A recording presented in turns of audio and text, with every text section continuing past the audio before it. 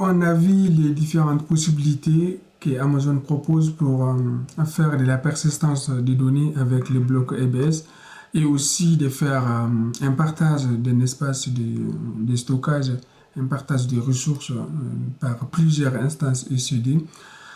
Euh, j'ai mis en place un programme que je nommé programme 3 parce que ça sera notre troisième mise en pratique sur ces éléments-là. Et ce programme, il va venir créer une instance avec les éléments qu'on avait définis dans les précédentes vidéos, avec les clés, avec les groupes de sécurité. Et avant de sortir dans les programmes, on va créer aussi des blocs. On va venir créer des blocs de persistants, des blocs de storage, et ces blocs ils vont rendre persistante la base de données et aussi des configurations de nos applications, par exemple, qu'on va le mettre dans un répertoire et monter ces répertoires avec le bloc qu'on va nommer comme EBS 01 ou avec un nom conventionnel comme on le veut. Et l'objectif de cette mise en pratique, c'est quoi?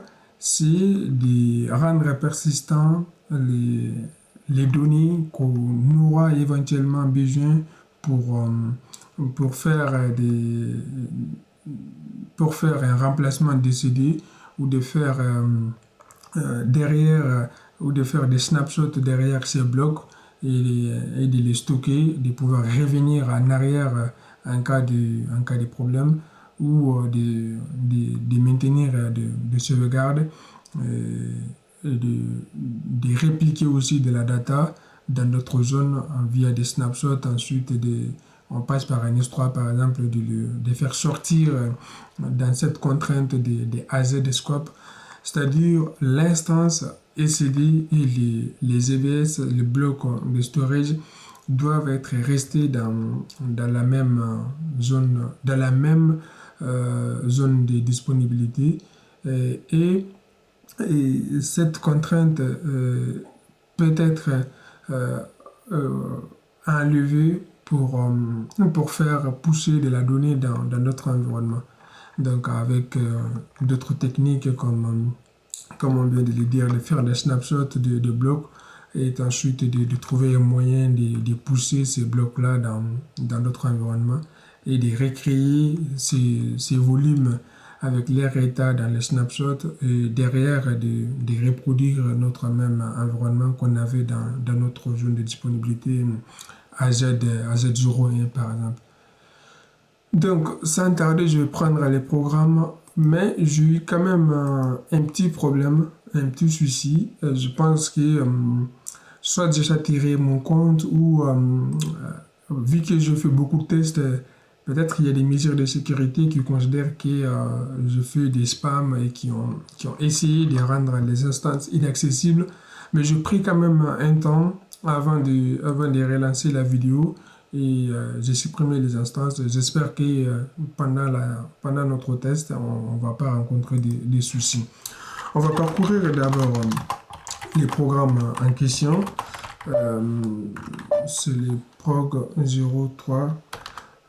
J'ai mal écrit quelque chose. Ça sent un tout petit peu la fatigue, mais on est presque arrivé. Voilà, prog 03. Donc, ça, c'est les classiques. La seule chose que j'ai ajoutée, c'est la variable AZ. Pourquoi? Parce qu'il faut choisir une zone de disponibilité et derrière cette zone de disponibilité doit être la même que là où l'instance sera créée. Donc ça, on l'a vu pareil, c'est la création du groupe. Là, on a vu aussi la création des clés.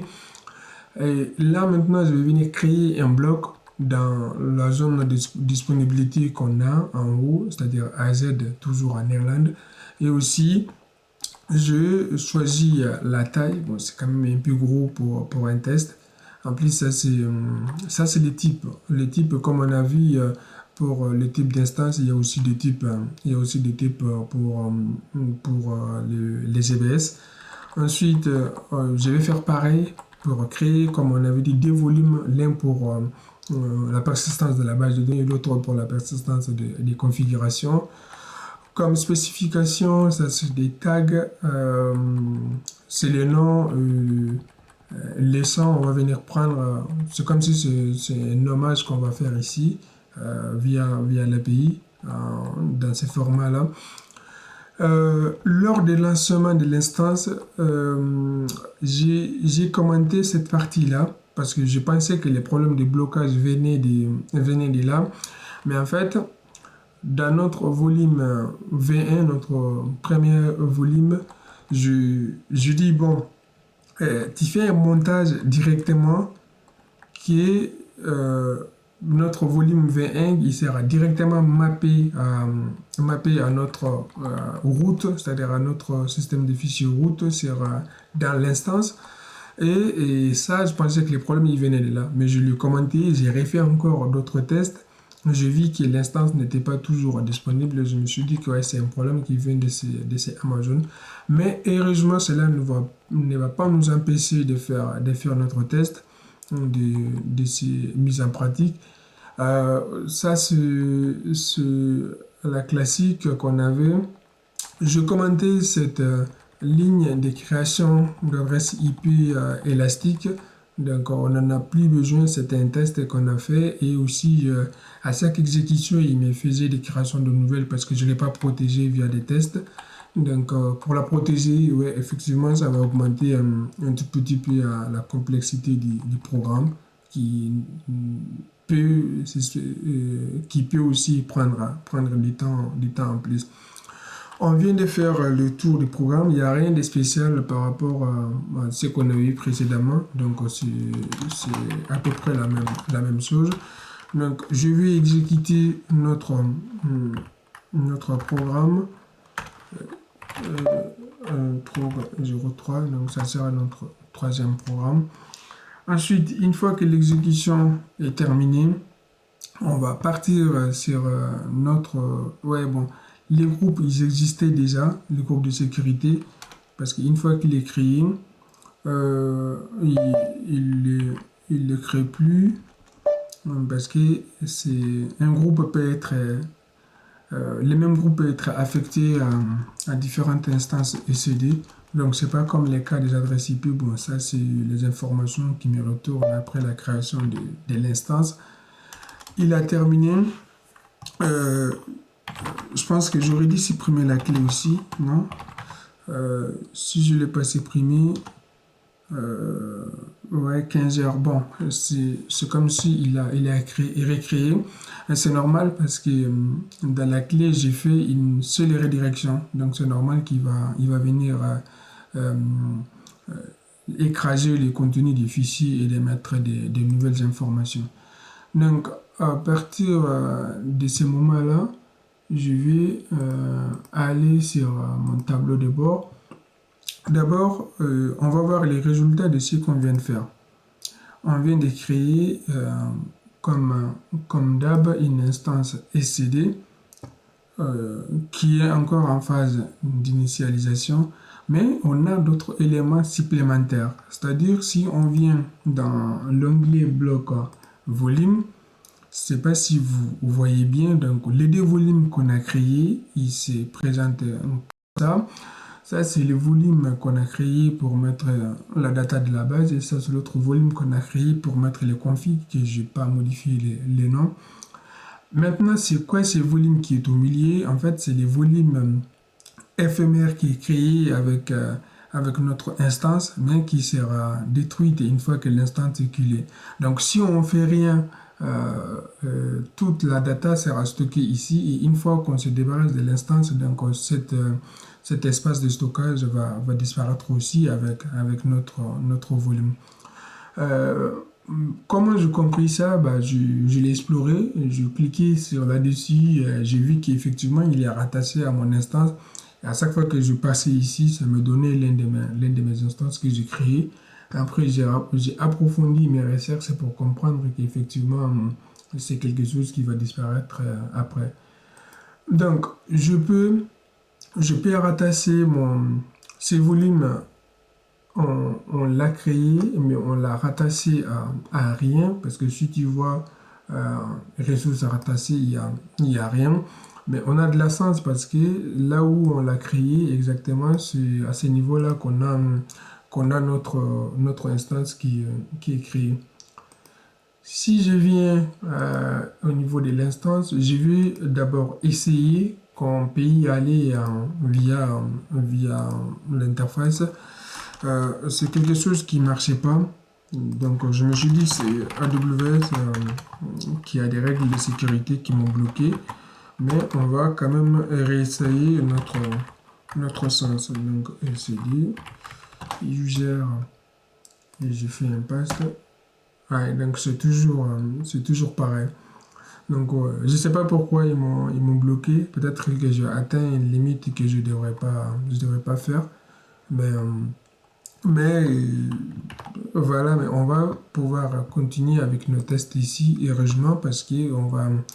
Donc les deux volumes qu'on a créés qui sont en bas, euh, à partir des volumes ici, on a nos deux volumes qu'on a créés et ces deux volumes en fait ils représentent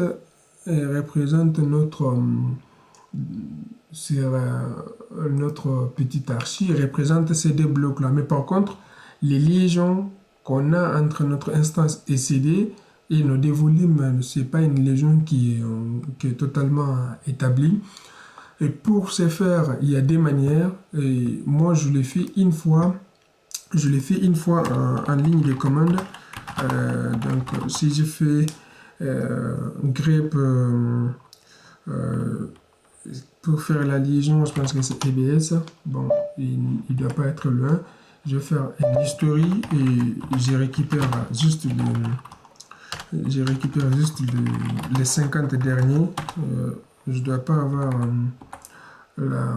la commande qui est loin. Je pense que c'est voilà. Et donc ça, c'est une commande qui va me permettre d'attacher l'un ou tous mes volumes avec des identifiants comme celui-ci à mon instance. Donc il faut venir modifier parce que ça, c'est le disque par défaut normal, là, il a déjà créé, c'est sûr. Donc si on l'exécute avec ce disque-là, il va dire que ouais, j'ai déjà un disque de ce nom, un bloc de ce nom qui est associé à mon. Voilà, parce qu'on l'a vu là qu'il est associé à un volume de ce nom. Tu viens, ouais, donc là, lorsqu'on choisit ce nom, il te dira non, effectivement, j'ai déjà quelque chose qui lui est associé. Donc nous, ce qu'on va faire, on peut le faire via cette interface, mais pour aller plus vite, pour moi, il est beaucoup plus simple de jouer les choses en ligne de commande que d'aller en interface. Donc l'instance ID, je vais les récupérer via mon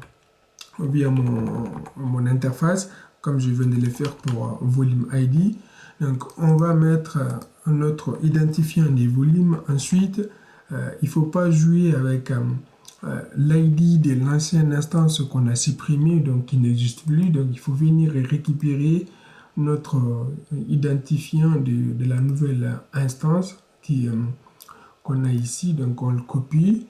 Il y a rien de spécial là-dedans. Bon, si le nom est correct, il va associer les blocs qu'on vient de créer via notre commande et il a associé avec ces blocs de nom à notre instance. Maintenant, ça ne fait pas tout. Pourquoi? Mais pour le reste, malheureusement, on a un blocage d'accès à. Ça fait un petit moment quand même que je suis ce blocage. Même en changeant, j'ai changé l'adresse IP par le nom de domaine qu'Amazon fournisse, mais c'est exactement la même chose. Donc, je vais réessayer une dernière fois avant de continuer. Voilà, donc il ne fonctionne pas. Donc, j'aurai un timeout à la fin. Donc, pour continuer la suite de nos travaux, il faut se connecter à notre instance ECD.